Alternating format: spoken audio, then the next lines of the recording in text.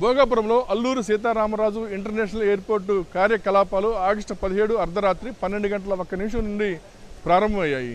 అదేవిధంగా ఉదయం 6 గంటల 45 నిమిషాలకు హైదరాబాద్ నుంచి భోగాపురం ఎయిర్పోర్టుకు తొలి ఇండిగో ఫ్లైట్ రావడం జరిగింది. వచ్చిన ప్రయాణికులు చాలా ఆనందం వ్యక్తం చేశారు. అదేవిధంగా వచ్చిన ప్రయాణికులను కేంద్ర మంత్రి రామ్మోహన్ నాయుడు, అదేవిధంగా జిల్లా collector Ramasundar Reddy, local TDP incharge Karroju బంగారాజులు సాదరంగా ఆహ్వానం పలికారు. వారికి వాటర్ గన్స్ తోటి శాల్యూట్ చేసి కేక్ కట్ చేయించి తొలి విమానంలో వచ్చారు కాబట్టి వారు మొదటి ప్రయాణికులుగా వాళ్ళకి సర్టిఫికెట్ కూడా అందజేయడం జరిగింది. అదేవిధంగా ప్రయాణికులతో ముచ్చరించారు. ప్రయాణికులు కూడా చాలా ఆనందం వ్యక్తం చేశారు. ఎందుకంటే అధునాతనంగా నిర్మించిన ఈ ఎయిర్పోర్ట్ ఏదైతే ఉందో పూర్తిగా ఉత్తరాంధ్రకు సంబంధించిన చరిత్ర అదేవిధంగా సంస్కృతి ఉట్టిపడేలాగా నిర్మించడం జరిగింది. లోపల ఇంటీరియర్ అంతా కూడాను పూర్తిగా ఏదైతే ఉత్తరాంధ్ర సంస్కృతి ఏదైతే ఉందో సంస్కృతి అద్దం పట్టేలాగా ఏర్పాటు చేశారు. ఏటి కొప్పాక బొమ్మలు కావచ్చు, లేకపోతే సంప్రదాయ సన్నాయి మేళం కావచ్చు, అదేవిధంగా కూచిపూడికి సంబంధించి ఆర్ట్స్ కావచ్చు, ఇవన్నీ కూడాను లోపల ఇంటీరియర్ డిజైన్లో పెట్టారు. అదేవిధంగా దేశంలో ఎక్కడెక్కడ ఏ టెక్నాలజీ మంచిగా ఉందో దాన్ని తీసుకొచ్చి అన్ని టెక్నాలజీలు కలుపుకొని ఇక్కడ లేటెస్ట్గా ఎయిర్పోర్ట్ నిర్మించడం జరిగింది. అదేవిధంగా మనం చూస్తే 4,750 కోట్లతో 2,703 ఎకరాల్లో ఈ ఎయిర్పోర్ట్ నిర్మాణం చేశారు. ప్రస్తుతానికి ఎయిర్పోర్ట్ ఈరోజు ప్రారంభమైంది. ఈరోజు ఆపరేషన్స్ ప్రారంభం కావడంతో ఉత్తరాంధ్రకి నవశకానికి నాంది పలికిందనే చెప్పుకోవచ్చు. ఆగస్టు 1వ తేదీన ప్రధాని నరేంద్ర మోడీ చేతుల మీదుగా ఎయిర్పోర్ట్ ప్రారంభోత్సవం జరిగినప్పటికీ 17 రోజుల తర్వాత అధికారికంగా కార్యకలాపాలు ప్రారంభమయ్యాయి.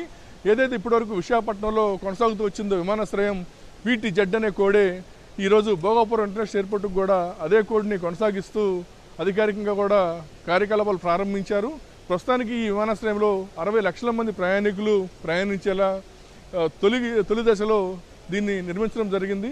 అదేవిధంగా ఇక్కడ నుండి కనెక్టివిటీ కూడా చూస్తే ఓవైపు హైవే ఏదైతే ఉందో దీనికి ఈ ఎయిర్పోర్ట్కి కిలోమీటర్ దూరంలో హైవే ఉంటుంది. హైవే నుంచి ఇటు శ్రీకాకుళానికి 50 కిలోమీటర్లు, మరోవైపు వైజాగ్కి 40 కిలోమీటర్లు ఉంటుంది, విజయనగరానికి 25 కిలోమీటర్లు ఉంటుంది. అదేవిధంగా విశాఖపట్నం మేజర్గా ఉంటుంది కాబట్టి ప్రయాణికులు విశాఖపట్నం నుంచి రావడానికి ప్రయాణికులకు ఎలాంటి ఇబ్బంది లేకుండా మొత్తం 7 రహదారులు 6 లేన్స్ రోడ్స్ కూడా ప్రారంభించారు. అవి కూడా త్వరలో పూర్తవుతాయని చెప్పి కేంద్ర మంత్రి రామ్మోహన్ నాయుడు వెల్లడించారు.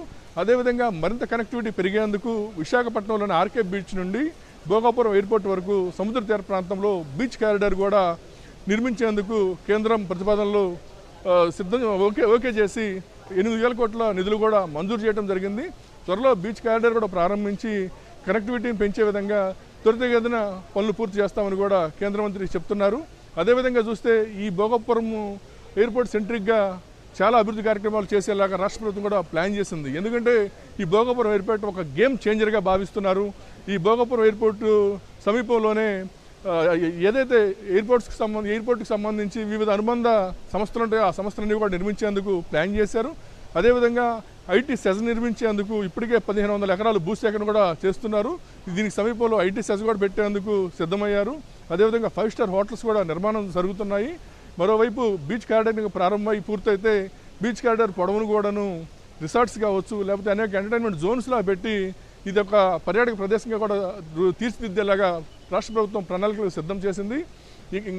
అదేవిధంగా మనం చూస్తే ఎయిర్పోర్ట్కి సంబంధించి ఏరో సిటీ కావచ్చు, MRO అంటే మెయింటెనెన్స్ అండ్ రిపేర్ ఆపరేషన్కి సంబంధించి కూడాను ఒక MRO సంబంధించి కూడా కొంత ల్యాండ్ కూడా కేటాయించడం జరిగింది. అది కూడా పూర్తి చేస్తారు. అదేవిధంగా ఈ రన్వే కూడా చాలా పెద్దది, అంటే 3.8 కిలోమీటర్స్ అంటే 3 కిలోమీటర్ల 800 మీటర్లతో పెద్ద రన్వే ఏర్పాటు చేశారు. ఈ రన్వే యొక్క ప్రత్యేకత ఏంటంటే టేకాఫ్ ఎటువైపు నుంచి టేకాఫ్ చేసుకోవచ్చు, అదేవిధంగా ఎటువైపు నుంచి అయినా ల్యాండ్ చేసుకోవచ్చు.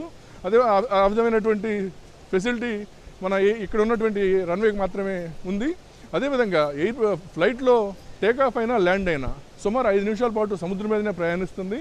ఏదైతే విమానంలో ప్రయాణించే ప్రయాణికులు ఆ సముద్రం మీద ప్రయాణించడాన్ని చాలా ఆనందంగా చూసి సంతోషించే పరిస్థితి కూడా కనిపిస్తుంది. ప్రస్తుతానికైతే ఈ విమానాశ్రయం రాకతో ఈ ఉత్తరాంధ్రకు సంబంధించిన నిరుద్యోగ యువత కావచ్చు, లేకపోతే ఎవరైతే వివిధ రంగాల్లో నిపుణులై ఉండి ఉద్యోగాలు లేక ఇప్పుడు సఫర్ అవుతున్నారో వాళ్ళందరికీ కూడాను ఇకపైన ఉపాధి ఉద్యోగ అవకాశాలు వస్తాయని కూడా ఆశాభావం వ్యక్తం చేస్తున్న పరిస్థితుంది. అదేవిధంగా ఎయిర్పోర్టు చుట్టూ పరిసర ప్రాంతాల్లో ఒక ఫార్మా సిటీ కూడా ఏర్పాటు చేయాలని ప్లాన్ చేస్తున్నారు. అదేవిధంగా అనేక రకాల అనుబంధ సంస్థలు కావచ్చు, అనేక రకాల ఇక్కడ హోటల్స్ కావచ్చు, పర్యాటక రంగం కావచ్చు అభివృద్ధి చేసేందుకు రాష్ట్ర ప్రభుత్వం ప్రతిపాదనలు సిద్ధం చేసింది. ఏదైనా ప్రస్తుతానికి ఈరోజు ఆపరేషన్స్ స్టార్ట్ అవడంతో ఉత్తరాంధ్రకు సంబంధించిన ఉత్తరాంధ్ర వాసులు పెద్ద ఎత్తున తమ ఆనందాన్ని అయితే వ్యక్తం చేస్తారని చెప్పవచ్చు.